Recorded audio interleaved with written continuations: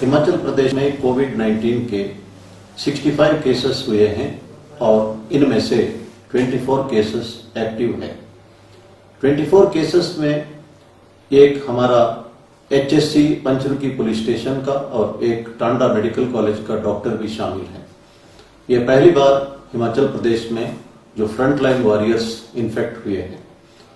हमें front line warriors चाहे doctors हो, नर्सेस हो, हेल्थ वर्कर्स हो, पर्टिकुलरली आशा वर्कर्स जो दिन भर काम करते हैं, सफाई कर्मचारी हो, पुलिस हो, होमगार्ड हो, इन सब के प्रति आभारी होना चाहिए। ये बिना छुट्टी के लगातार इस वक्त काम कर रहे हैं और अफसोस की बात है कि बिलासपुर में एक डॉक्टर ने जब एक व्यक्ति को मास्क पहनने के लिए कहा तो उस पर हमला किया गया और जिस पर FIR दर्ज किया। पुलिस इन मामलों में सख्ती से कार्रवाई करेगी। जो भी होम क्वारंटाइन वायलेट करते हैं इनको बिल्कुल हम बर्दाश्त नहीं करेंगे और बड़ी सख्ती से कार्रवाई करेंगे। देश में जो रिप्रोडक्टिव रेट या ट्रांसमिशन रेट कम हुई है, हम जब भी चलते हैं हमेशा ये सोचकर चले कि सामने वाला व्यक्ति या आसपास के व्यक्ति संक्रमित है। अगर हम ऐसा सोच के चलते हैं तो अपने आप को पूरा प्रिकॉशन ले सकते हैं। ऊना जिले में एक 88 साल का air force officer corona virus positive के लिए दिल्ली से ट्रीटमेंट ले रहा था और वो सक्सेसफुली ये डिसीज को फाइट किया है। वो हमेशा कहते हैं कि keep on fighting and never lose hope और डोंट फियर। ये हमारे लिए एक हौसला बुलंद करने की बात है और किसी भी उम्र का हो कोरोना वायरस को हम चाहे तो डिफीट कर सकते हैं। हिमाचल प्रदेश में वायरस का स्प्रेडिंग का रेट बहुत कम है और साथ में हिमाचल प्रदेश में जो रिकवरी रेट है ये हाईएस्ट इन द कंट्री है। इसलिए ज्यादा घबराने की जरूरत नहीं है, लेकिन प्रिकॉशन लेने की आवश्यकता है। माइग्रेंट लेबरर्स जो हिमाचल प्रदेश में हैं, मैं उनसे अनुरोध करूंगा कि हिमाचल प्रदेश में पूरा एक्टिविटी शुरू होना है और आपको काम करने का मौका मिलेगा और सरकार ने इकोनॉमिक पैकेज भी दिया है। इसलिए जहां तक हो सके स्टेट छोड़ के ना जाए। जो सरकारी दफ्तर में एंट्रेंस पर थर्मल स्क्रीनिंग करना उचित होगा।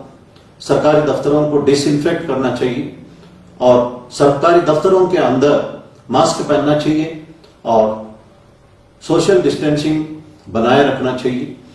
ये सरकारी दफ्तर हो, प्राइवेट दफ्तर हो, सबके लिए लागू है। मीटिंग्स आदि अवॉइड करना चाहिए। अगर वीडियो कॉन्फ्रेंसिंग या वेबिनार के द्वारा मीटिंग कर सकते हैं तो उचित रहेगा और कैंटीन्स में ज्यादा लोग इकट्ठा ना हो, वहां पे बैठ के खाने की जगह अपने अपने जगह पर लेके जा सकते हैं। ये प्रिकॉशन लेने से दफ्तरों में भी इन्फेक्शन को हम रोक सकते हैं। WHO ने क्लैरिफाई किया है सिगरेट या तंबाकू से जो निकोटिन से कोरोना वायरस का कंट्रोल नहीं होगी और इससे बढ़ सकता है।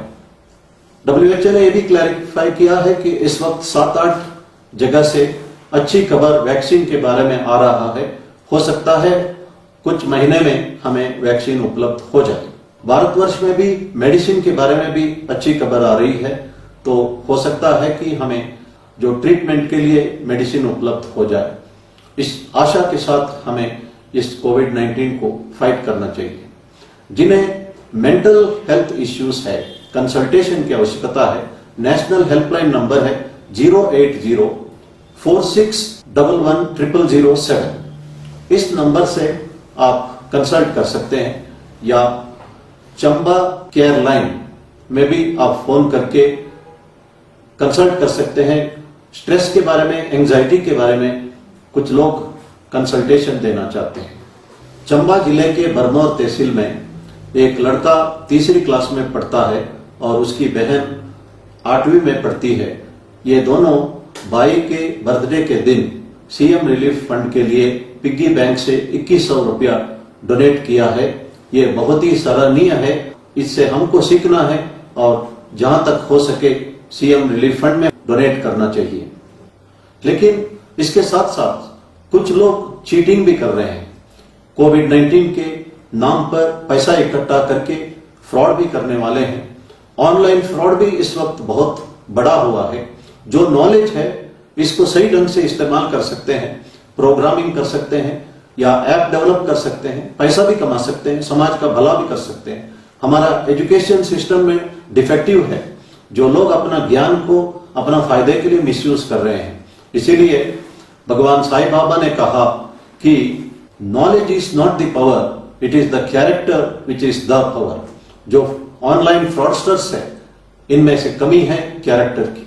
लखनऊ में एक ट्रक ड्राइवर जिसका नाम महेंद्र कुमार है, ये रोज ट्रक के नीचे 35 लोगों के लिए खाना बना रहा है और माइग्रेंट वर्कर्स को खिला रहा है और दाल बाटी बना के 1 रुपया भी किसी से भी नहीं लिया और खिला रहा है लोगों को। और उनसे पूछा गया कि आप पैसा क्यों नहीं लेते हो?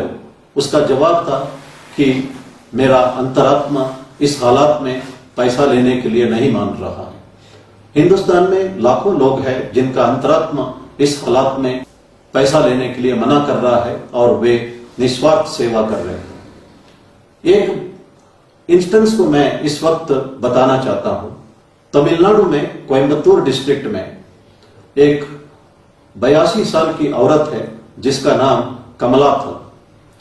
ये सवेरे 5 बजे उठ के इडली तैयार करती है और सांभर और चटनी भी तैयार करती है और एक इडली के लिए 1 रुपया चार्ज करती है और दिन में 1000 इडली बेचती है।